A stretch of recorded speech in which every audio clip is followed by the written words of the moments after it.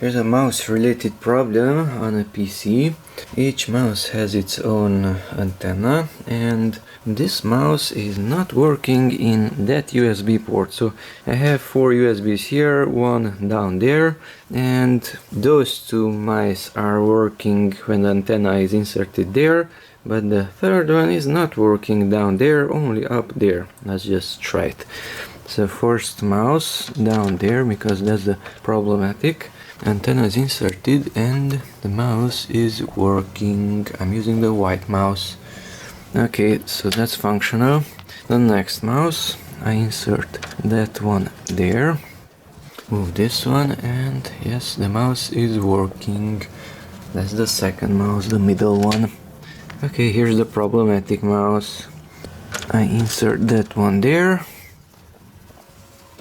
and nothing happens. The mouse is functional, so it's working, let's say up there. I'm using this one and the cursor is moving.